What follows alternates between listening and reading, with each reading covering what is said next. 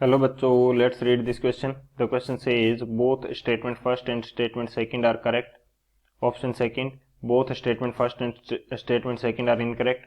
Option third, statement first is correct and statement second is incorrect. Option fourth, statement first is incorrect and statement second is correct. Statement first, an EMF can be induced by moving a conductor in a magnetic field. Statement second, an EMF can be induced by changing the magnetic field.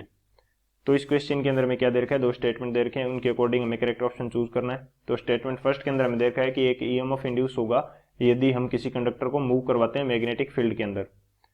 Statement second हमें क्या दे रखा है कि एक EMF जो है वो induce किया जा सकता है मैग्नेटिक फील्ड को चेंज करके। तो ये हमारे क्या रहेंगे, दो स्टेटमेंट है, इनके अकॉर्डिंग हमें करेक्ट ऑप्शन चूज करना है। तो बात करते हैं हम लोग की कंसेप्ट की।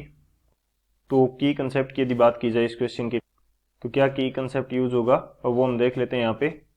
सबसे पहले हम लोग फर्स्ट की कंसेप्ट के अंदर यहाँ पे डिस्कस करने वाले हैं मोशनल ईएमएफ की। मोशनल ईएमएफ, मोशनल ईएमएफ से क्या मीनिंग है कि किसी कंडक्टर को यदि मैग्नेटिक फील्ड के अंदर मूव करवाते हैं तो उसके कारण कितना ईएमएफ इंड्यूस होगा, उसकी वैल्यू की हम बात कर लेते हैं।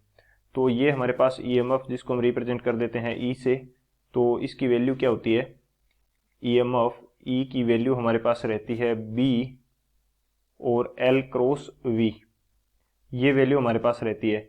बी यहाँ पे क्या है, मैग्नेटिक फील्ड है, एल हमारे पास लेंथ वेक्टर है और वी क्या है, वेलोसिटी वेक्टर है। तो जब मैं इस क्रॉस प्रोडक्ट को हल करूंगा तो ये मेरे पास आ जाएगा B L V sine theta. Theta is the angle between length vector and velocity vector. तो ये हमारे पास क्या रहेगा, फर्स्ट की कंसेप्ट रहेगा।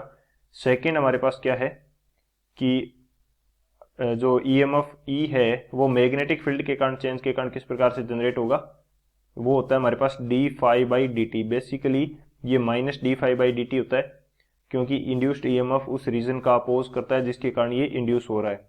तो यहाँ पे minus D phi by D T होता है और इसको क्या बोलते हैं, फेराडेज लॉ। ये हमारे पास फेराडे लॉ होगा।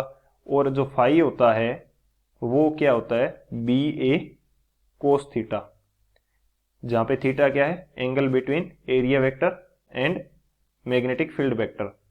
तो अब यदि मैं फाई की जगह ये यूज करता हूं तो ये हो जाएगा B A cos theta by D T, ये कंडीशन रहेगी हमारे पास। तो ये दो हमारे की कंसेप्ट हो जाएंगे, इन दोनों की कंसेप्ट की हेल्प से इस क्वेश्चन को सोल्व करते हैं। अब यदि सॉल्यूशन की बात की जाए तो सॉल्यूशन क्या हो जाएगा, अकॉर्डिंग टू फर्स्ट की कंसेप्ट हमारे पास इंड्यूस्ड ईएमएफ की वैल्यू क्या आ रही है, B L V sine theta. यानी कि यदि हम किसी भी मैग्नेटिक फील्ड के अंदर किसी कंडक्टर को मूव करवाते हैं, कंडक्टर को क्या करवा रहे हैं, मूव करवा रहे हैं। मैं मान लेता हूं कि ये मेरा कंडक्टर है और इस डायरेक्शन के अंदर मैं इसको मूव करवा रहा हूं, तो एक इंड्यूस्ड ईएमएफ जनरेट होगा, यानी कि ईएमएफ इंड्यूस होगा। तो फर्स्ट स्टेटमेंट हमारा क्या है, करेक्ट है। सेकेंड स्टेटमेंट जो है वो भी हमारा करेक्ट है, क्योंकि ई जो है वो किसके कारण जनरेट हो सकता है, ई है वो minus D phi by D T के कारण जनरेट हो सकता है, और फाई की वैल्यू क्या रहती है, बी ए कोस थीटा। तो ये हो जाएगा minus D B A cos theta by D T. यानी कि मैं मैग्नेटिक फील्ड को भी चेंज करता हूं तो भी मेरे पास क्या हो जाएगा, ईएमएफ इंड्यूस हो जाएगा, क्योंकि बी हमारा क्या है, मैग्नेटिक फील्ड है। तो सेकंड स्टेटमेंट भी हमारा करेक्ट है। तो कौन सा ऑप्शन करेक्ट हो जाएगा वो देख लेते हैं हम लोग। तो ऑप्शन जो फर्स्ट है हमारा, both statement first and second are correct, ये हमारा करेक्ट हो जाएगा। तो option first is the final answer. I hope you understood it well. Best of luck. Thank you.